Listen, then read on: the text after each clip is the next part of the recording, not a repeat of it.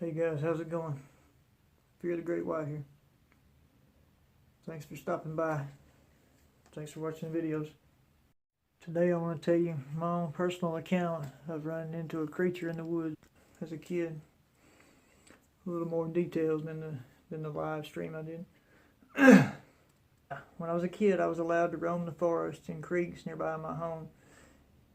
It was in the late 80s and early 90s, so my parents, they were much more relaxed on keeping sight of the kids at all times than parents are today.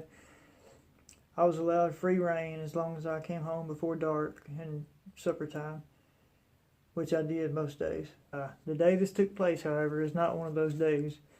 On this day, I was alone in the forest, and it had just begun to get dark, but I was too busy playing war and pretending that the enemy was hiding around every corner, when suddenly all the sounds of the woods disappeared as if someone had flipped a switch off.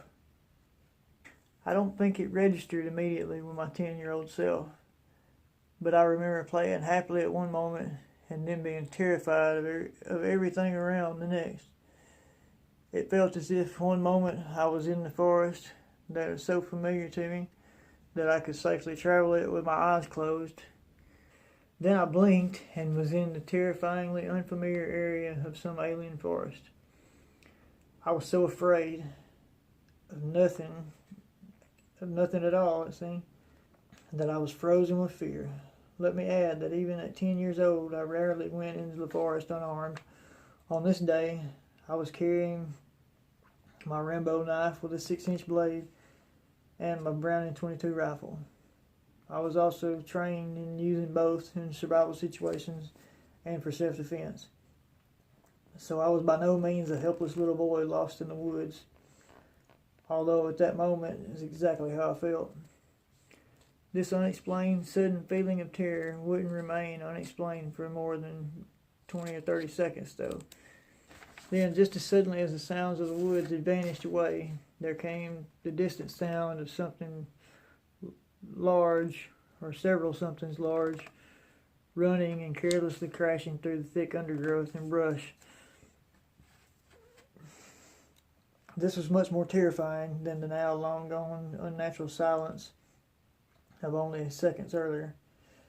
The sounds grew closer and louder with each passing millisecond, until it was so very close I knew it would be running right by me, or even worse, running right through me any moment, considering the fact that I was standing frozen stone still in the center of the only animal trail that continues on through this tangled jungle-like expanse of tangled vines, scrub bushes, fallen trees from the bluff ahead, a bluff above, only 15 or so feet south of this place that only moments before had been the setting for so many hours of joy and laughter. My own secret system of nature-made tunnels, which always gave me a huge feeling of comfort and safety.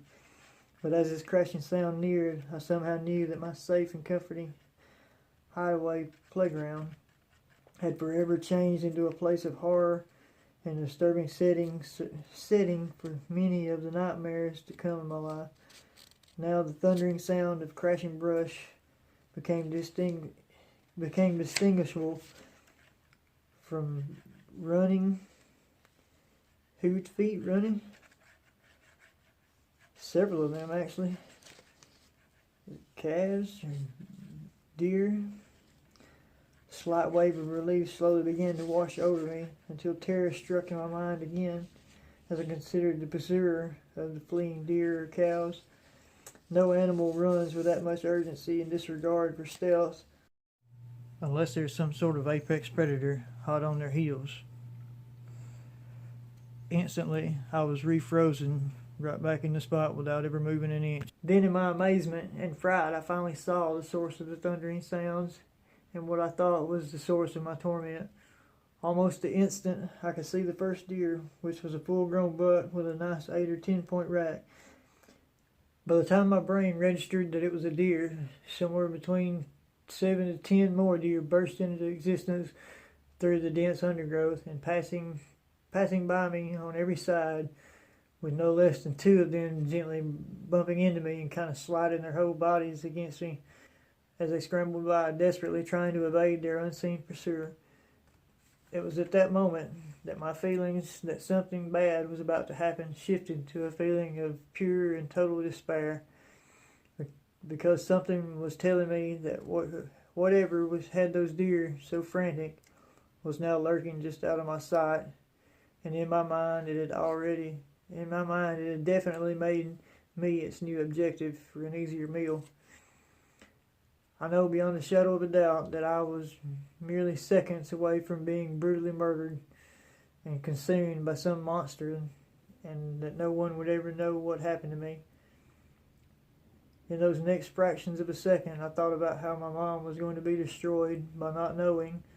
I thought about the rest of my family and how much they would all suffer as a result of my disappearance. I also thought about how painful and slow my final moments would be. I felt tears running down my cheeks, and I closed my eyes for a moment. And suddenly I felt what seemed to be long, rough fur or hair brush my arm and side for just a split second. And by the time I could open my eyes and look around, there was nothing except a large dark shape disappearing farther down the tunnel-like trail and into the scrub brush to the east. So I never laid my eyes on this creature, nor did it make any noises you'd expect to hear from a large animal moving quickly through the dry forest.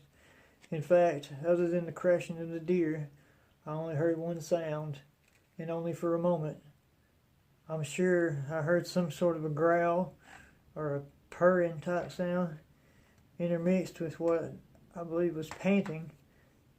I randomly had this mental image of a huge man's body covered with long rough hair, but the weirdest part of my mental image was the head. Its head resembled to me at the time a large cat's head, but thinking back about it now, I want to say it looked more like an English bulldog, or whatever the breed is that has virtually no muzzle. I was even picturing it having those protruding upper and lower canine teeth like a bulldog.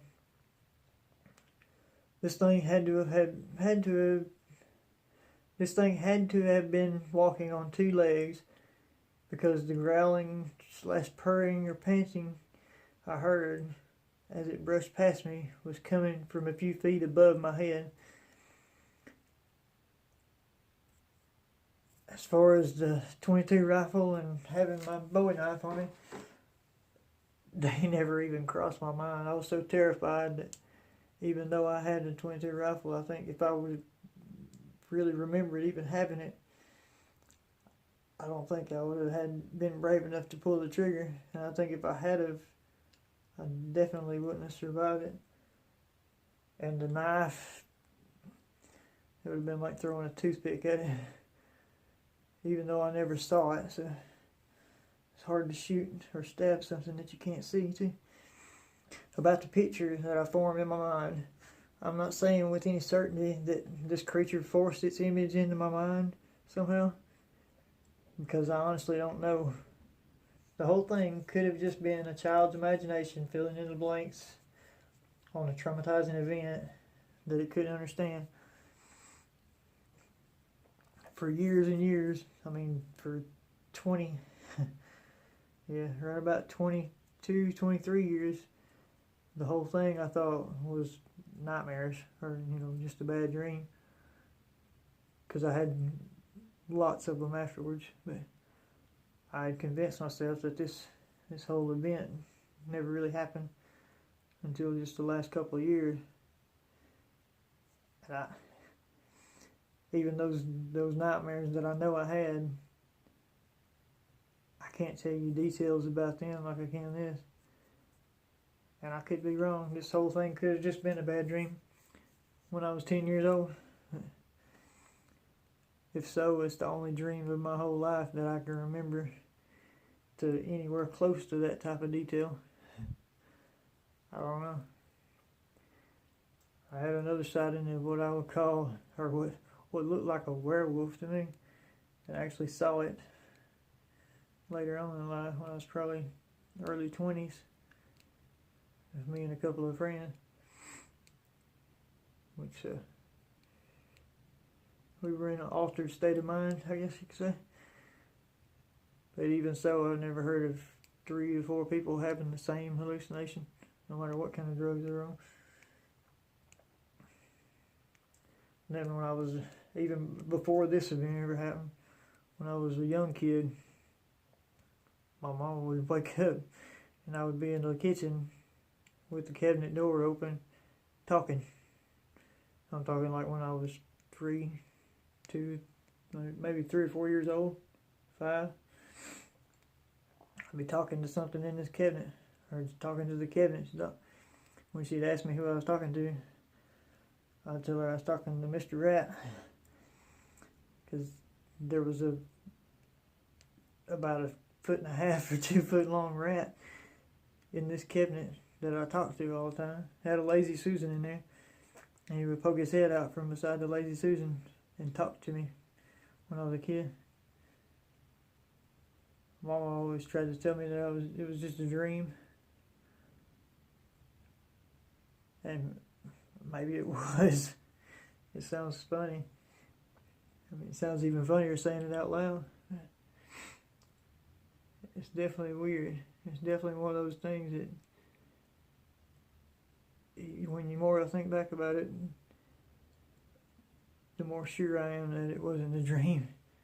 I mean, most of the time, you can tell the difference between real life and a dream. There's been a few times when it's questionable, but